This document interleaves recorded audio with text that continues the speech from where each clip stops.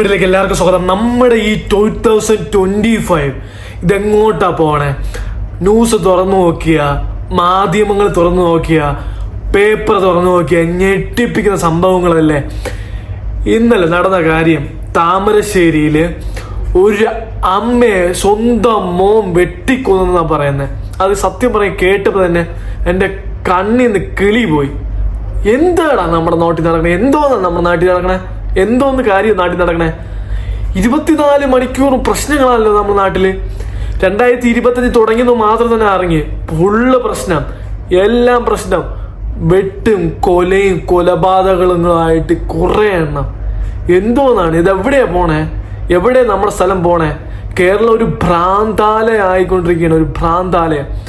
ഒന്ന് ആലോചിച്ച് നോക്കൂ. സ്വന്തം അമ്മ ഒരു അമ്മ ഒരു കൊച്ചിനെ 9 മാസം കഷ്ടപ്പെട്ട് ചുമന്ന് അതിനെ ഒന്ന് പ്രസവിച്ചിട്ട് എന്തുമാത്രം പണിയെടുത്തായിരിക്കും ഒരു രീതിയിൽ എത്തണേ. എന്നിട്ട് ഇവറ്റകളൊക്കെ എന്തോന്നാ ചെയ്തു വെക്കണേ? എന്തോന്നുണ്ട് ഈ കാണുന്നേ? എന്തോന്നാ ഞാൻ കാണുന്നേ? എനിക്ക് മനസ്സിലാവില്ല. താമരശ്ശേരി, കോഴിക്കോട് താമരശ്ശേരിയിലെ ആഷിഖ് എന്ന് പറയുന്ന പുള്ളിക്കാരൻ, ഒരു പയ്യൻ, ഒരു അമ്മയെ, അത് അവൻ്റെ സ്വന്തം അമ്മയെ അവൻ വെട്ടിക്കൊന്ന്. ആ പുള്ളിക്കാരി ഒരു ബ്രെയിൻ ട്യൂമറിന് ചികിത്സയിലാണ്. പുള്ളിക്കാരിയുടെ മെഡിസിൻസിൻ്റെ എന്നൊക്കെ ട്രീറ്റ്മെൻ്റ് ഒക്കെ നടന്നുകൊണ്ടിരുന്ന ടൈമിൽ പുള്ളിക്കാരി വീട്ടിൽ റെസ്റ്റ് എടുക്കുകയാണ്. ഓക്കെ, അങ്ങനെ ഈ പയ്യൻ വീട്ടിൽ നിന്ന് വന്നിട്ട്, എവിടെന്നോ വന്നിട്ട് വീട്ടിൽ കയറി, വീട്ടിൽ കുറച്ചു നേരം നിന്നിട്ട് ഒരു കുഴപ്പമില്ലാതെ നിന്നിട്ട് അവ അപ്പുറത്തെ വീട്ടിൽ ആരും ഇല്ലാതെ തക്കം നോക്കി അപ്പുറത്തെ വീട്ടിൽ പോയി അരിവാളെടുത്ത് വെട്ടുകത്തി എടുത്തുകൊണ്ട് വന്നിട്ട് സ്വന്തം അമ്മയെ കഴുത്തെറിഞ്ഞ് കൊന്നു. എൻ്റെ അമ്മയൊക്കെ ഞാൻ 24 മണിക്കൂർ എൻ്റെ അമ്മയൊക്കെ ഞാൻ 24 മണിക്കൂറിൽ ഏകദേശം ഒരു 8 മണിക്കൂറെങ്കിലും ഞാൻ അവരടുത്ത് സംസാരിക്കുന്ന തോന്നണേ. 24 മണിക്കൂർ ഞാൻ വിളിക്കും. എൻ്റെ കോൾ ലിസ്റ്റിൽ ഏറ്റവും കൂടുതൽ ഞാൻ വിളിച്ചിട്ടുള്ള എൻ്റെ അമ്മയാണ് കേട്ടോ. എനിക്ക് സത്യം പറയാൻ കേട്ടപ്പോൾ എനിക്ക് വിഷമം പറഞ്ഞു. എന്തോന്ന് നമ്മുടെ നാട്ടിൽ നടക്കണം? ഒരു അമ്മയുടെ എൻ്റെ അമ്മയടാ, സ്വന്തം അമ്മ. എൻ്റെ അമ്മയ്ക്കൊക്കെ എൻ്റെ അമ്മയ്ക്കൊക്കെ ഒരു വിഷമം വന്നു കഴിഞ്ഞാൽ എൻ്റെ ചങ്ക് പിടയും, എൻ്റെ മനസ്സിടിക്കും. എനിക്ക് സമനില തെറ്റിപ്പോവും. ഒരു ജലദോഷമോ ഒരു ചെറിയ പ്രശ്നമോ ചെറിയൊരു വിഷമോ എന്തെങ്കിലും വന്നു കഴിഞ്ഞാൽ എനിക്ക് അത്രയും സങ്കടം വരും. ആ സ്വന്തം അതുപോലത്തെ ഒരു അമ്മയാണ് സ്വന്തം മോൻ വെട്ടിക്കൊള്ളുന്ന. ഗൈസ്, എനിക്കറിയത്തില്ല നമ്മുടെ നാട് എങ്ങോട്ട് പോണത്. ഇതിനെല്ലാം കാരണം ഈ കഞ്ചാവ്, MDMA, മയിര്, തേങ്ങ. ഇതൊക്കെ ഒന്ന് നിർത്തടേ. നമ്മുടെ ഈ ജനറേഷൻ എങ്ങോട്ടാണ് പോണത്? ഇതൊക്കെ കൂടിക്കൊണ്ട് തലയിലൊക്കെ കയറി അറ്റ് ലാസ്റ്റ് മരിക്കും. ഇതൊക്കെ ജീവിതം മൊത്തം അവസാനിക്കും. നീയും നിന്റെ കുടുംബവും നശിച്ച്, നിന്റെ ഫാമിലി നശിച്ച്, നമ്മുടെ നാട് നശിക്കും. ഇതൊക്കെ എന്തോന്ന് കാണണേ? എന്തോന്ന് ഞാൻ അറിയണത്? എന്തോന്നടേ?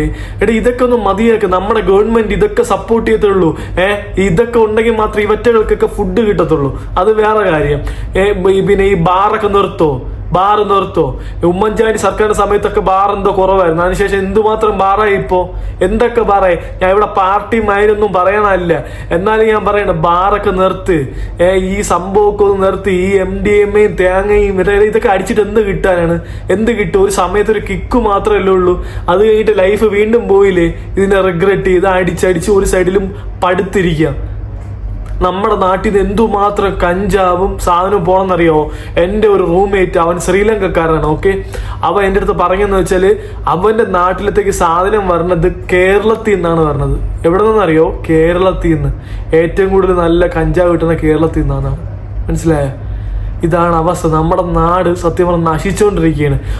മാധ്യമം തുറക്കാൻ വയ്യ, ന്യൂസ് ചാനൽ തുറക്കാൻ വയ്യ. തുറന്നു കഴിഞ്ഞാൽ ഒന്ന് അമ്മയെ വെട്ടി, കുടുംബത്തെ മൊത്തം വെട്ടിക്കൊന്ന്. എന്നിട്ടോ ചെയ്യണ കാര്യോ? അവ ഇന്നതാ ഇത് കണ്ടോ? ഈ ബൈറ്റ് കണ്ടോ?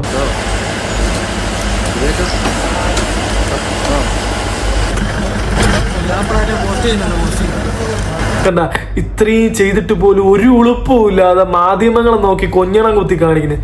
ഇവനെയൊക്കെ നല്ല അടി പറ്റിക്കണം. ഇവനെയൊക്കെ ഇടിച്ച് നമ്മുടെ നിയമത്തിന്റെ പ്രശ്നമാണ്. നമ്മുടെ നിയമമൊക്കെ എന്ന് പറയും, ഞാൻ നേരത്തെ പറഞ്ഞ കേസുണ്ടല്ലോ, 65 പെൺപിള്ളേർ 65 പേര് കൂടെ ഒരു പെൺകുട്ടിയെ കൊന്നു പറയും. നമ്മുടെ നിയമത്തിന്റെ പ്രശ്നമാണ്.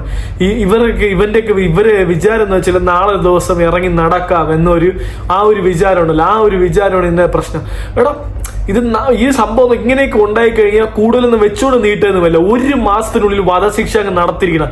ഇത് വിചാരണ ചെയ്ത് ഇത് ചെയ്ത് മറ്റത് ചെയ്ത് ഫുള്ള് ചെയ്ത് എല്ലാം ചെയ്ത് വരുമ്പോ അവന്റെ എല്ലാം ഇങ്ങനത്തെ ഒരു സംഭവമൊക്കെ ഉണ്ടായി കഴിഞ്ഞാൽ കൂടിപ്പോയി ഒരു 4-5 മാസത്തിനുള്ളിൽ തന്നെ അങ്ങ് കഥ കഴിക്കണം, അവനെ കൊന്നു കളയണം. മനസ്സിലായ? നാടിനൊരു ആപത്താണ് ഈ സാധനമൊക്കെ വെളിയിറങ്ങി നടന്നുള്ള അവസ്ഥ കളിച്ചു കൊന്നുകളയും. അതാണ് അവസ്ഥ. ആരെങ്കിലും പിന്നെ ഇതെന്തുവാ സന്തോഷത്തോടെ നടക്കാൻ പറ്റുമോ? ഒരു ഉമ്മയെ കൊന്നവ കൊടും ക്രിമിനലാണെന്ന് വെച്ചാൽ കൊടും ക്രിമിനൽ. ഒരു ഉമ്മയെ കൊന്നവൻ അപ്പൊ ആരെ കൊല്ലാൻ മടിക്കൂല? പറയും, ആരെ കൊല്ലാൻ പഠിക്കുക? ആരെയും കൊല്ലാം, എന്നെയും കൊല്ലാം. മനസ്സിലായ? ആരെ വരെയും കൊല്ലാൻ മടിക്കാത്തന്നെ ഒരു ഉമ്മയെ സ്വന്തം അമ്മയെ കൊന്നവൻ ആരെ കൊല്ലാൻ മടിക്കൂല. അത് നിങ്ങളെ ചിന്തിച്ചാൽ മാത്രം മതി. അതുകൊണ്ട് ഇവറ്റകളെ പോലെ സാധനങ്ങളൊക്കെ എന്തായാലും അവിടെ വെച്ച് ജയിലിൽ വെച്ച് തീക്കണം. മനസ്സിലായോ? കൂടുതലൊന്നും പോലെ ഒരു 5 മാസത്തിനുള്ളിൽ തീക്കണം. ഇതിപ്പോ എന്താണ് ഇനിയിപ്പോ എന്തിനാ തെളിവെടുക്കണത്, അതെടുക്കണത്, വിചാരണ, തേങ്ങ, അതാണ് നമ്മുടെ നാട്ടിലെ പ്രശ്നം. കുറെ ആവശ്യമില്ലാത്ത കുറെ കാര്യങ്ങളുണ്ട്. ഇട്ടിട്ട് ലാഗ് ചെയ്ത് ഒരു 5 മാസത്തിനുള്ളിൽ കൊന്നു കളയണം. അത്രേ ഉള്ളൂ, വേറെ ഒന്നുമില്ല. 5 മാസത്തിനുള്ളിൽ ഈ ലഹരിയൊക്കെ ഉപയോഗിക്കുന്നിടത്ത് എനിക്ക് ഉളുപ്പ് മാത്രമേ ഉള്ളൂ. ഞാൻ എൻ്റെ ലൈഫിൽ ഇതുവരെ എനിക്ക് 27 വയസ്സായി, ഇതുവരെ ഞാൻ ലഹരി ഉപയോഗിച്ചില്ല. ഞാൻ അഭിമാനത്തോടെ പറയും, സോ പ്രൗഡ്. ഞാൻ ഉപയോഗിച്ചിട്ടേ ഇല്ല. സത്യം പറഞ്ഞ ഇനിയിപ്പൊ അങ്ങനെ എനിക്ക് 5-6 ഫ്രണ്ട്സൊക്കെ ഉണ്ട് കേട്ടോ. എൻ്റെ ഫ്രണ്ട്സൊക്കെ എന്നെ മാറ്റി നിർത്തിയിട്ടുണ്ട്. ഞാൻ ലഹരി ഉപയോഗിക്കത്തുണ്ട്, എനിക്ക് ഒരു കുഴപ്പമില്ല, സന്തോഷമേ ഉള്ളൂ. അവർ മാറ്റി നിർത്തിയാലും എനിക്ക് ഒരു കുഴപ്പമില്ല. ഞാൻ സിഗരറ്റ് വലിക്കുന്നുണ്ട്, അവർ മാറ്റി നിർത്തിയിട്ടുണ്ട്. ഞാൻ പിന്നെ വേറെ പരിപാടി ചെയ്തിട്ടുണ്ട്, മാറ്റി നിർത്തിയിട്ടുണ്ട്, ഒരു കുഴപ്പമില്ല. ഞാൻ ഹാപ്പിയാണ്. ഞാൻ ആ കാര്യത്തിൽ സത്യം പറഞ്ഞാൽ ഞാൻ പ്രൗഡാണ്. ഞാൻ ലഹരി ഉപയോഗിക്കുന്നില്ല, ലഹരിക്ക് അടിമയല്ല. നിങ്ങൾ എനിക്കറിയാം ഇതൊക്കെ ഓരോരുത്തരെയും ചോയ്സ്. പക്ഷെ ഈ സംഭവം നിങ്ങളൊക്കെ നിർത്തടേ. ഇതൊക്കെ തലയിൽ കയറി കഴിഞ്ഞാൽ സ്വന്തം അച്ഛനാത് പെങ്ങളേതെന്ന് അറിയാൻ പറ്റാത്ത അവസ്ഥയായിരിക്കും. ചിലപ്പോൾ നിങ്ങൾ നാളെ ദിവസം നിങ്ങളെ അമ്മയെ പീഡിപ്പിക്കാം, അല്ലെങ്കിൽ നിങ്ങളെ പെങ്ങളെ പീഡിപ്പിക്കാം. സ്വന്തം പെങ്ങളെ നിങ്ങൾ പീഡിപ്പിച്ച് അമ്മയെ പീഡിപ്പിച്ച് ലൈഫ് ഇല്ലാണ്ടാക്കാതെ. മനസ്സിലായ? ഈ ലഹരി കയറി കഴിഞ്ഞാൽ എന്ത് ചെയ്യണം നമുക്ക് എന്തുപോലെ അറിയത്തില്ലായിരിക്കും. കണ്ടില്ലേ ആ ഉമ്മയെ കൊന്നത്? ഇതൊരു അവനൊരു ഡി അഡിക്ഷൻ സെന്ററിൽ ബാംഗ്ലൂരിൽ 2 വർഷം 1 വർഷം എന്തോ ആയിരുന്നു. എന്നിട്ടാണ് അവ ഇറങ്ങി. ഇപ്പോഴൊന്നും കുഴപ്പമില്ലെന്ന്. പക്ഷേ ഞാൻ പറയാലോ, ഇത് സുബോധത്തോടെ നടത്തിയ ഒരു സംഭവമാണ്. ലഹരിയുമായി എനിക്ക് തോന്നല്ലേ വന്ന് കഴിച്ചിട്ടുണ്ടെന്ന്. ഇത് നല്ല സുബോധത്തോടെ നടത്തിയ സാധനമാണ്. അവന് അപ്പുറത്ത് പോയി മറ്റേ വെട്ടിച്ചെത്തി എടുത്തുകൊണ്ട് വന്നിട്ട് കൊല്ലാനൊക്കെ അറിയാലോ. അപ്പൊ സുബോധം ഇല്ലാതെ ചെയ്യുന്നത്, സുബോധത്തോടെ തന്നെ ചെയ്തതാണ് കേട്ടോ. പക്ഷെ ഇവൻ്റെ ആ പൈശാചികമായ ഒരു ഇതുണ്ടല്ലോ എന്ന് വെച്ചാൽ ഇന്ത്യയിൽ ഓക്കെ അല്ലായിരുന്നു. കാരണം ഇതുപോലത്തെ സാധനങ്ങൾ അടിച്ച് കയറി അവന്റെ മെന്റലി ഫുൾ അവൻ ബാഡായിരുന്നു, നെഗറ്റീവ് തോട്ടായിരുന്നു.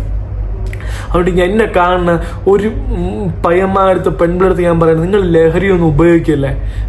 നിങ്ങൾ ഉപയോഗിക്കല്ലേ. ഇനിയെങ്കിലും ഉള്ള തലമുറ ഞാൻ കേൾക്കാൻ വേണ്ടി പറയാം, ലഹരി ഉപയോഗിക്കാതെ നന്നായിട്ട് ജീവിക്കാൻ നോക്ക്. സമൂഹത്തിൽ ഒരു മാതൃകയായിട്ട് ജീവിക്കാൻ നോക്ക്. നിങ്ങൾ ചുമ്മാ ഈ ലഹരിക്കും എന്തിനൊക്കെയാണ് അടിമയാണ്? ഒരു ആവശ്യമില്ലല്ലോ.